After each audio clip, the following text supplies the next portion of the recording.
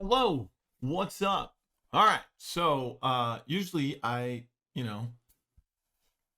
don't make last second videos, and recently I've been trying to plan things out, script out the videos, but this one deserves something right away, right off the cusp. So if we take a look here, let's take a look. All right, so today on Twitter, Rogue Company tweeted out this tweet here introducing the board, a player advocacy group nominated by the community to provide feedback and gain insight from the development team. Applications are now live. So first things first, I know people are going to ask me if I applied for this. My first instinct is to do it, but as I explained to you a little bit more in depth here in a couple moments, you'll understand if I were not to do this, why I would not do it, right? Or my reasoning behind that. Okay, so basically what the board is what Smite and Paladins already have. And what they have is basically the board, but instead they have different names. And I was actually there. I was playing Paladins when they created this. They created the one for Smite and Paladins at the same time. And I was actually elected by the community as one of the very first members of the Paladins board, I guess, right? In Rogue Company, they're calling it the board, which makes sense. They kind of they try to like gear it towards the lure or keep it like similarly named to what the rogues or the game or whatever is called. In Smite, it's called the Olympians, and in Paladins, it's the Assembly of Champions. So this is a shirt that I wore on my stream the other day, and I've worn it a bunch of times. So right here you can see it's the Assembly of Champions, and that's the Assembly of Champions logo. It's got a 19 in it because the very first year of this program was in 2019. So I was in the very first one, right? The way they did it back then was very interesting too. I didn't see that in this that I read, but the way that they did it back then was they would have separate votes. You could only vote if you were to vote, you could only vote for like one or two people, but there was one person who would be your Xbox representative, your PlayStation representative, your Nintendo representative, and then they had like 4 spots for PC.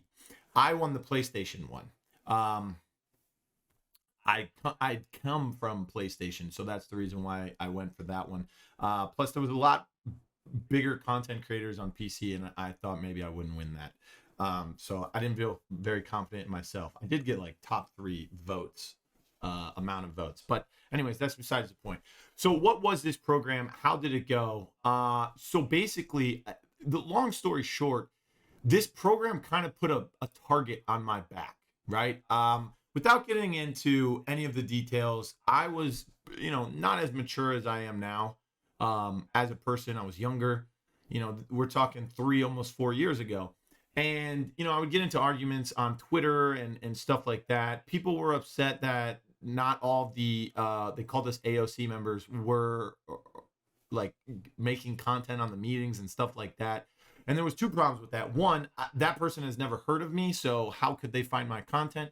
And 2, a lot of the things are NDA. Okay, so if you don't know what an NDA is, if you make it into the Rogue Company's the board, this is what happened in Paladins. Actually, just yesterday, I said they should have one of these. I was streaming and I was like, they should have one of these programs with Rogue Company. I said it like a year ago too. I think I tweeted it at Scott Gandhi as well. So basically what happens, what we did was every 2 weeks, it was every week at first, but that was a little bit too hectic. It was too rushed, we felt. So every 2 weeks, I think it was like on a Friday or something, all of the delegates would get into a Discord call with the community managers. And we had 2 community managers at that point for a time, because they were like one was transitioning out while the other one was transitioning in. But we would get into a Discord call, all of the delegates and the community manager, and we were the first ones to do this. So everything was rough around the edges. I'm sure now a lot of things have changed because, it's the third year of it. Everything, things have been fine tuned, of course.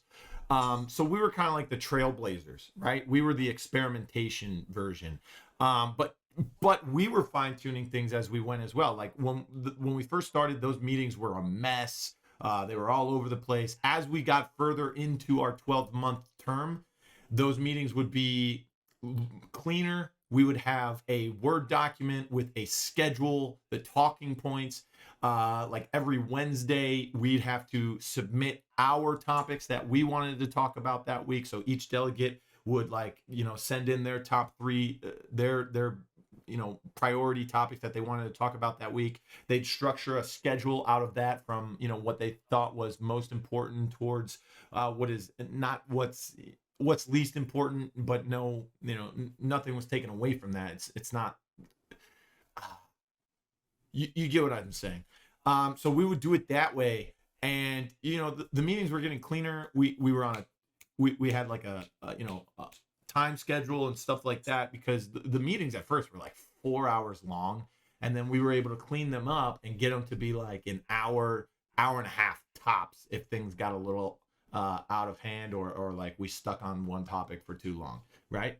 But 90% of what we talked about in those meetings were NDA. NDA means non-disclosure agreement, which means you have to sign a legally binding contract that if anything is under NDA and you leak it or you expose it or you share it publicly or with people, your friends, anything, and that gets back to you, you can be sued by Hi-Rez, right? So a lot of that stuff was very hush hush. So what did we really do, right? We would take information. We were the middlemen. That's basically what we were. So we were the middlemen, the community, and each one of us have our own community, right? If you're a streamer, you have your streaming community, the people that watch you, the people that you interact with, right? So we would take our communities, whether it was through YouTube content or streaming or both, or Twitter or your friends or whatever. And I was a caster. And I was the only one in the AOC that was in esports. There was one other person, they were a player / coach. So, and that was the Xbox representative. So I not only had the entire console community, but I also had all of the pro players and, the competitive scene for Paladins. And they would all feed me information and say, this is not good for the game. And we talked about balance changes. We talked about bugs that were hurting competitive. We talked about things we could take out of the game, things we could add to the game. So it wasn't just, hey, they don't like crossplay, or hey, they don't like this, they don't like that. And as we went through this process for 12 months, we learned a lot of things about how the development side of the game works. We learned a lot about how the legal part of the development process works. People were very upset when crossplay came into Paladins, why they weren't getting cross progression from PlayStation to PC, but they were for Xbox to PC. And basically they had to explain to us in these meetings, like, hey guys, I know that the community is upset. I know that they're taking it out on you. They're taking it out on us. But the bottom line is we've done everything that we can. We submitted all the information and the paperwork to Sony. It's up to their legal team to say, okay, approved. And they never did. And people, they take all that outrage onto Hi-Rez for that. But in reality, there was nothing they could do, right? It was Sony who said no, or maybe they didn't even say no and they just forgot to say okay, basically, right? So that's part of the stuff. When Rogue Company was still in development, we got to test that in the studio because they flew all the delegates to the studio, got a little tour, and we had meetings. Some of the new champions in Paladins in the last 2 years were ideas that we thought of, because that process takes so long to get a character in development. There's probably characters in Rogue Company that will be coming out in the next 6 months that have been in development for the last year and a half, right? So That's how things work. We talked about skins, we talked about items, a lot of the things that were added to the game, quality of life, balance, all of that stuff was because of people like us. So we did try and do as much good as we could. Basically, we were just the middlemen, and a lot of us took a lot of heat for that. And, again, I got a lot of people that they wanted to put a target on my back. So let's talk about some of the other stuff that they gave us. It says in the board thing that you get a custom in-game title and avatar. They did that for AOC. They gave us special avatars. It was basically the logo that I showed you. They gave us titles, which says like 2019 Assembly of Champion or something. I forgot what it said, but it was similar to that. And then they also gave us verified check marks in the game, because that's a thing in Paladins. And I think it's a thing in Smite too, where, if someone is impersonating you, especially in Rogue Company where you can change your name so many times, if someone was impersonating you, but they didn't have that verified check mark, kind of like a Twitter check mark, it wasn't you, and you wouldn't get in trouble. Because people would be like, hey, Real Blue's calling me the N-word. And then they find out that that's not Real Blue with a check mark. And they're like, well, that's not Real Blue. So we're going to ban this account because this person's impersonating Blue. And they're also being racist and trying to, blackmail Blue by doing that. So that never happened. But I'm just saying that's an example. There was people out there with the same name as me running around, tossing ranked games, but it wasn't the same. But that's pretty much it.